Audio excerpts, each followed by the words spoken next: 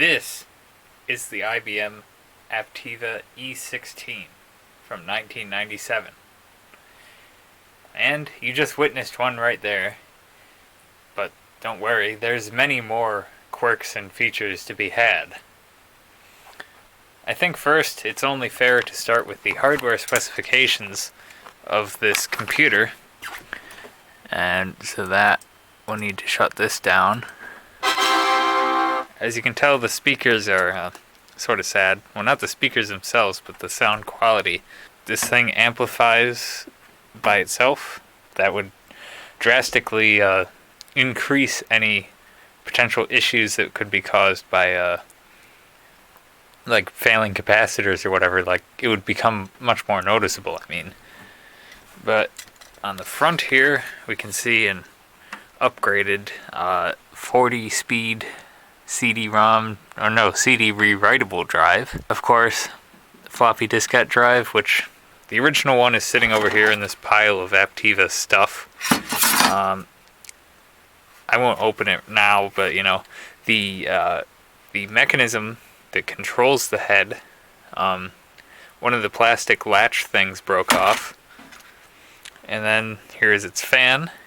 I do run it fanless because it's rather cool out here. And it's only a K6 anyway, and the bearings are incredibly loud.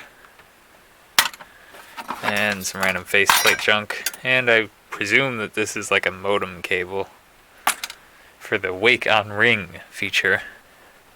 But you can see already that the power button does not like to exist because either I lost the spring or someone else lost the spring, I don't know. But it's designed for Windows 95. And don't let this IBM logo fool you. It was made by Acer. And oh dear, yeah, there's the button. But in very tiny font, it says IBM K6 166 megahertz MMX enhanced processor. Which I don't believe that is full MMX, but I could be wrong. And a 2 gigabyte hard drive, which was upgraded to a 40 gigabyte hard drive. Well, rather, two 40 gigabyte hard drives. Came with 16 megabytes of RAM. It now has 512, which the official maximum, depending on where you look, is anywhere from 64, 128, or 256. But it works mostly fine on 512. But for some reason I need to reseat the RAM frequently, which doesn't happen with other amounts. I don't know. But it originally came with a 20 speed max drive, I guess, and 256 kilobytes of cache, which I believe for this model was middle of the road. I guess I should mention about the processor that you did actually have the option with this one to get the Type 2138, which came with a Pentium 2, I believe slot 1. K56 Flex modem, which is just gone. I don't really care for it, so I don't really care that it's gone, but a ATI Rage 2, I believe a 2 Plus hardware graphics acceleration, MPEG video playback. It does have an ATI media connector on there, which I've never actually seen anything that uses that. 2 USB ports, and I guess it did come with some software. And it did originally ship with Windows 95. On the rear of the computer, at the very top, which I forgot about how the video mode is slightly cropped because, you know, 16 by 9. But this is, I presume the service, no, before service tags were Dell's thing. Serial number and power supply. It does range from 115 to 230, but you have to do it manually, which it almost sounded like there was a possibility of you getting a power supply that did it automatically. And strangely, there are some labeled breakout things. For example, there's a SCSI thing, which could potentially be useful because I've added, you can't see it now, but I've added a SCSI card to this computer. And there's also 2 serial breakouts and another printer port breakout, which is sort of interesting. And the actual motherboard stuff is 2 USB ports. I believe they are 1.1, although maybe they're 1.0, I'm not exactly sure. Serial port, onboard VGA from our lovely Rage 2 Plus, an amplified audio out, microphone in, line in, game port, which can be used for MIDI, printer port, PS2 ports if I didn't mention it, and I have added a network card, but knowing the previous owner, I'm fairly certain that there probably was a network card in this system to begin with. This lock here caused me a lot of grief.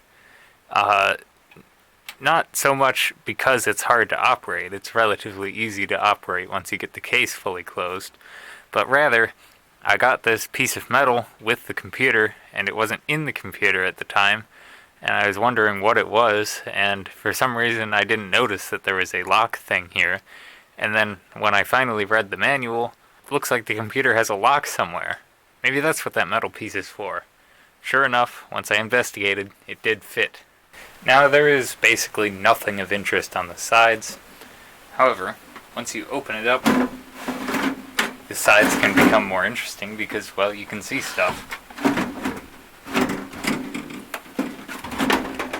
And yes, it is full of quirks and features because it is rather non-standard because, you know, the 90s was not a very standard time. Start with the power supply here. It is basically an AT power supply, except upon further inspection, there is this, which at first I thought it was a 3-pin fan connector, but no, it is, if I remember correctly, the red is plus 5 volts, black is ground, and then this is like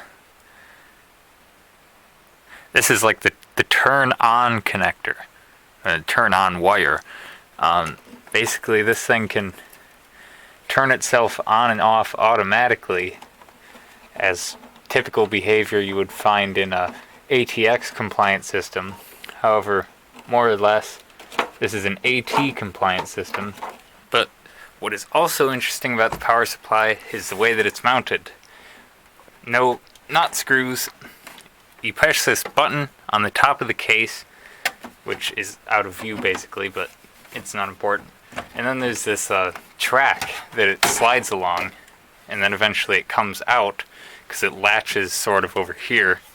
But with the power supply out of the way, figuratively and literally, we can see what's on the motherboard here. You can see that there's our ATI media connector, which I would be surprised if any cards actually exist for.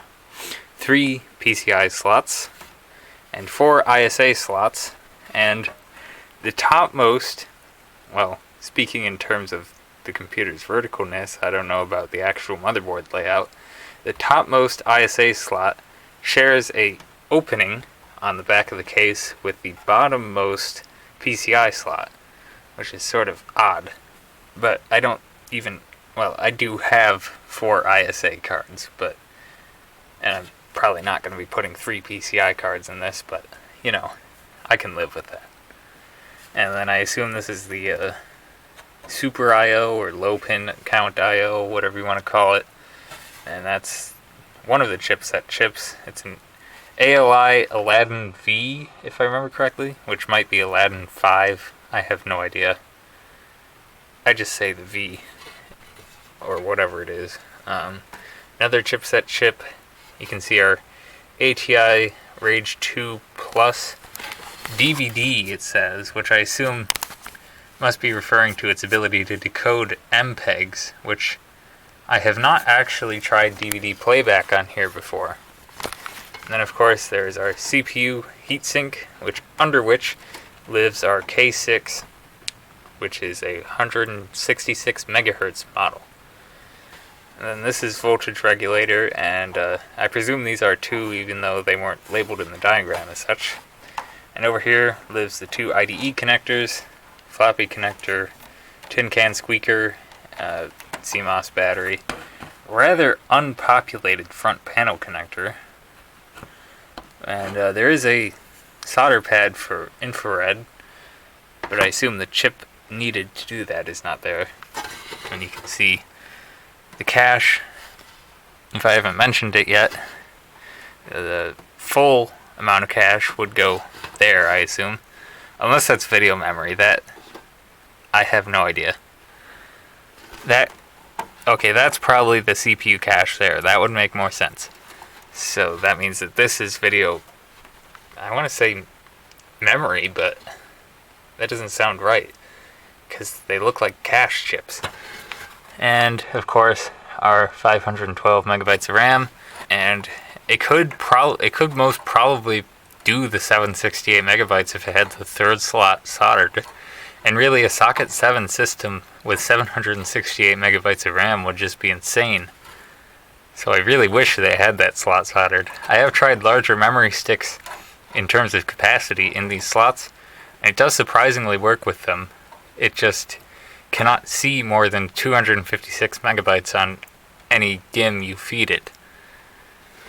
Oh, okay, maybe that's why they differentiated, because this is made in Taiwan, which, you know, is basically independent, as far as I know.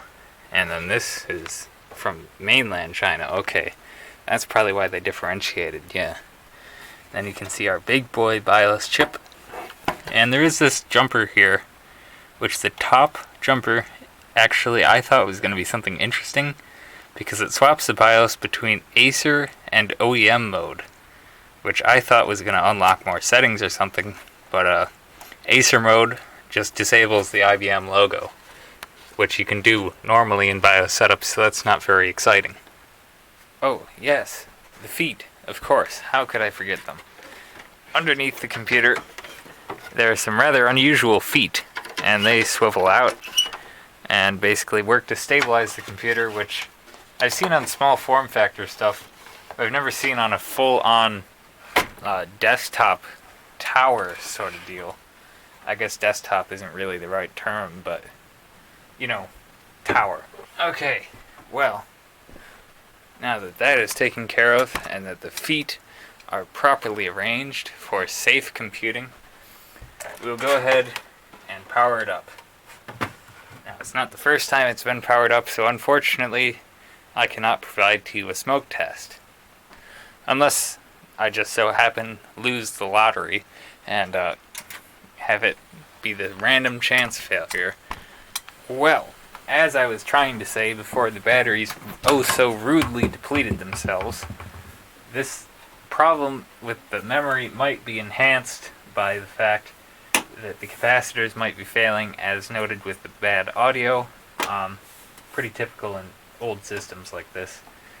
But I think I don't think the cold out here in the shop when I don't bother to heat it is helping it. There we go. There you go. There we go. It's alive! Okay, it's probably going to want F1. And wow, that is some bad glare, but I sort of don't have many options. There, that's not so bad. So yes, a AMD K6, which is overclocked to 187 megahertz. I also raised the FSB from, well, I guess FSB is a little too new of a term for this, but I raised the bus speed to 75 megahertz, and it does run stably at 200 megahertz, but due to the wacky way that the jumpers work, or rather don't work, on the motherboard, it was sort of hard to raise it. So basically I wound up just having to go with 187 megahertz, because while I could get it to complete its power on self-test at 225 and even 233 megahertz, it did not run stably, and I just feel that as opposed to 266, 187.75 should be faster for most things, because that's just generally how it works. Faster bus speeds are generally faster overall. It has 64 kilobytes of internal cache, and like I said, the 256 kilobytes on the motherboard. Yeah, back in the old days, your level 2 cache was on the motherboard. And it does support dual floppy drives of, I assume, any configuration, but currently we only have just one. And here you notice another quirk. with 256 megabyte DIMMs, what it does is it takes the amount that it's supposed to be and throws it out the window, and just for some reason, takes the last number from the total amount of RAM and reports that as the size of the RAM. It's not taking the first number of the actual RAM capacity, because when I put 384 megabytes of RAM in here total, it said that it was 4 megabytes for the 256 megabyte stick. But it does report the size of 128 megabyte sticks correctly, which is weird. But like I said, memory works fine, so whatever. Product data, yep. I believe there is a newer BIOS for this, which I'll probably try at some point, but I've been preoccupied with this system because it's been quite a long ways to get it to where it is. Yeah, that's not going to tell us much. Well, it does show you some options. And you can see various I/O port stuff. It doesn't scroll, does it? No.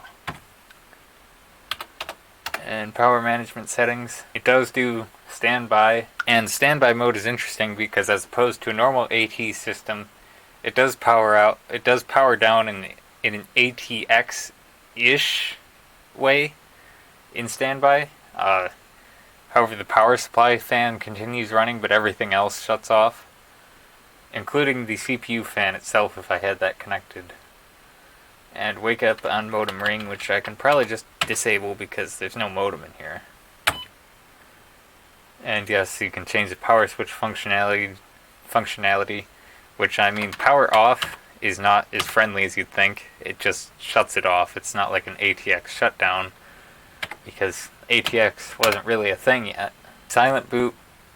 Silent mode enabled shows the IBM logo, so it's like basically the same thing as switching the jumper on the motherboard that I mentioned. And numlock. Memory test, you can only enable that if you have fast post mode enabled. Or no, disabled. And boot order, boot from CD-ROM, and time and date, all that jazz. And this is where it gets a little interesting. Not this, but you can change the, well, I thought you could change the scheme of the cache, but now that I remember that, it's actually a jumper, which isn't on this. And as you can see, it is plagued by memory above 64 megabytes. Is not cached, but still probably handy to have more memory. My Packard Bell actually does do things in a quite similar way, although it's much less friendly when it comes to plugging it full of memory. It only does, in theory, 128 megabytes on the i430VX chipset, but I have not got it to post successfully with more than 48 megabytes of RAM. And then this, you can shuffle the IRQs, which I've actually had to do. I've actually had to do that a couple of times, and you can also reset resource assignments, which I've also had to do. Turn on or off IRQ sharing. I probably shouldn't have palette snoop on, but I don't really care. And that's about it for in the BIOS. So I guess we'll boot into Windows 95 here, because I'm sure you guys are all dying to see Windows 95. Windows 2000 is also on here. We'll get to that later. But I don't know why, but I can't get Windows 95 to agree with my network card on this system. I don't really mind it though, because I have two other systems with Windows 95 that can connect to the internet just fine. So with the limited things you can even do on the internet with Windows 95, I can survive. While that's booting, check out this CD drive. It's not native to the system, yeah, but it is a tank, as my friend would say. You push this button, and you hear the gears.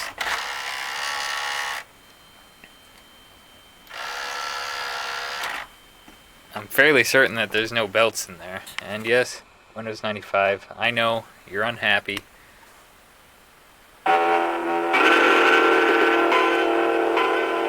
Sounds lovely, doesn't it? But yes, this is a OEM original install of Windows 95, and it does have slightly annoying animated icons. I could turn that off if I wanted to, but you know, it's Windows 95, and it sees all my RAM, all of it minus 1 megabyte, which I assume is being stolen by the video card. It did come with Voyager stuff, which is sort of cool, but it's sort of pointless because the audio on here sounds so bad. I guess I'll show you suspend mode, which the computer itself makes the beep, and you probably can't hear it, but the power supply fan is still running, but everything else is shut off. Just like the Packard Bell, it checks the floppy drives at the first moment you turn it back on, which is, I don't know why. I'm sure there's probably some deep reason for that. You can put this thing in sleep mode at really odd times, like when I restart it here, yeah, restart, lovely. I mean, perhaps this isn't so odd, but I've never seen it before. Like, once it gets out of the BIOS, I hit the power button, it goes to sleep. And wake it back up and it's back at the bootloader again. But the hard drive is still powered down, so... Okay, there it goes. It's actually not that terrible. I did try putting a PCI graphics card in here, but it did not agree with the Rage 128 that I threw it at. I don't know why. Even though the CPU is really super slow, albeit it's overclock, the CPU really only gets used on the web for loading the page. The graphics card really handles the rest in most systems. If I open up CPU-Z here, we can verify that I'm not lying about the overclock. This thing doesn't seem to support SPD, so I can't show you the info of the memory, but one of the jumpers is like an auto mode, so that's why I have this really wonky clock speed. Normal people would use some sort of actual stress tester, but I can just use something as measly as OpenMPT. And as you can see, it's struggling to open it in multiple different ways. If I just load this... Hey, get out of here. That's a little large.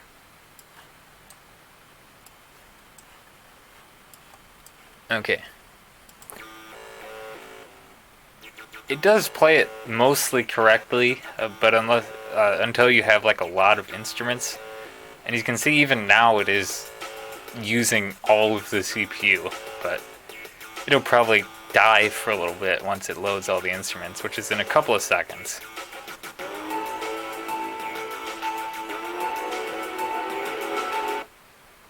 Yeah, there it goes.